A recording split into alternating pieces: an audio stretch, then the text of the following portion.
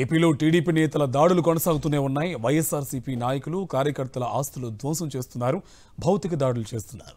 అటు వైఎస్ఆర్సీపీ కార్యాలయాలను కూల్చివేయడానికి కూటమి ప్రభుత్వం కుట్రలు చేస్తుంది. ఇప్పుడు ఆ పార్టీ శ్రేణులు దివంగత సీఎం వైఎస్ఆర్ విగ్రహాలను టార్గెట్ చేశాయి.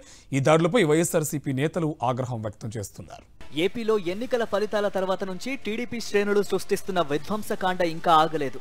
వైఎస్ఆర్సీపీ కార్యకర్తలపై దాడులకు అడ్డుకట్ట పడటం లేదు. అటు వైఎస్ఆర్సీపీ కార్యాలయాలను కూటమి ప్రభుత్వమే టార్గెట్ చేసింది. ప్రజాస్వామ్యంలో ఇలాంటి పరిణామాలు మంచిది కాదన్నారు మాజీ మంత్రి బొత్స సత్యనారాయణ. రాష్ట్రంలో జరుగుతున్న ఘటనలు చూస్తుంటే బాధేస్తోందన్నారు. వైఎస్ఆర్సీపీ ఆఫీసుల్లోకి టీడీపీ నేతలు రావడమేంటని ప్రశ్నించారు. రాష్ట్రమంతా జరిగి మన విజయనగరంలో కూడా జరిగింది, చూశాను. మన విజయనగరం పార్టీ ఆఫీస్కి వచ్చి అధికారంలో ఉన్న పార్టీ నాయకులు గౌరవ శాసనసభ్యులకు వెళ్ళడం అనేది చూసాను. నాకు తెలిసి ఇప్పుడు విజయనగరం లాంటి సంస్కృతి లాంటి పరిస్థితులు ఎప్పుడు లేవు.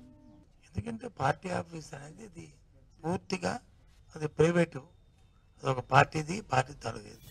టీడీపీ నాయకుల అరాచకాలపై మాజీ మంత్రి కాకాని గోవర్ధన్ రెడ్డి మండిపడ్డారు. అధికారం, పదవులు ఎవరికీ శాశ్వతం కాదన్నారు. ఇప్పుడు ఆస్తులు ధ్వంసం చేసిన వారితోనే మళ్లీ వాటిని పునరుద్ధరించే పనులు చేపట్టేలా మంచి రోజులు తప్పకుండా వస్తాయన్నారు.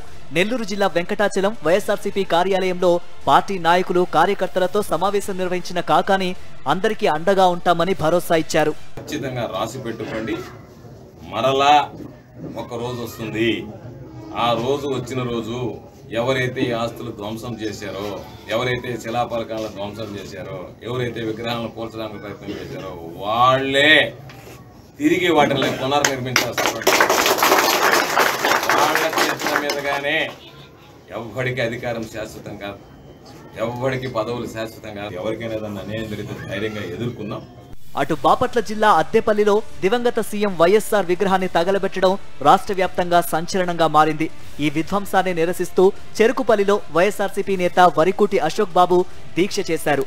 మాజీ ఎంపీ నందిగాం సురేష్ ఆయన వద్దకు వెళ్లి మళ్లీ కొత్తగా ఏర్పాటు చేసిన వైఎస్ రాజశేఖర్ రెడ్డి విగ్రహాన్ని వీడియో కాల్లో చూపించారు. ఎక్కడైతే విగ్రహాన్ని ధ్వంసం చేశారో అక్కడే 24 గంటల్లోనే కొత్త విగ్రహం ఏర్పాటు చేశామని వివరించారు. ఆ తర్వాత అశోక్ బాబుకు నందిగాం సురేష్ నిమ్మరసం ఇచ్చి దీక్ష విరమింపజేశారు. వైఎస్ఆర్ విగ్రహాన్ని ధ్వంసం చేయడంపై అశోక్ బాబు మండిపడ్డారు. రాజశేఖర రెడ్డి గారి విగ్రహాన్ని పెట్రోల్ పూసి తగలబెట్టడం అంటే అది చూస్తే నాకు ఏం చేయాలో అర్థం కాలేదు, బాధేసింది.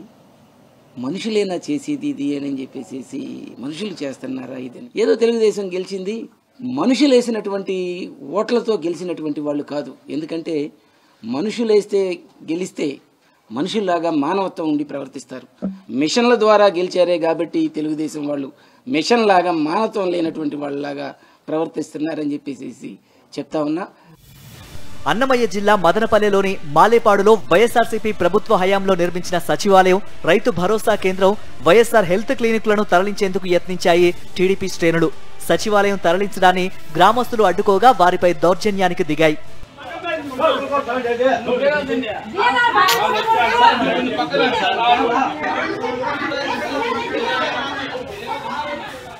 ఏపీలో కూటమి ప్రభుత్వ అరాచకాలపై ఇప్పటికే గవర్నర్ అబ్దుల్ నజీర్ కు వైఎస్ఆర్సీపీ ఫిర్యాదు చేసింది.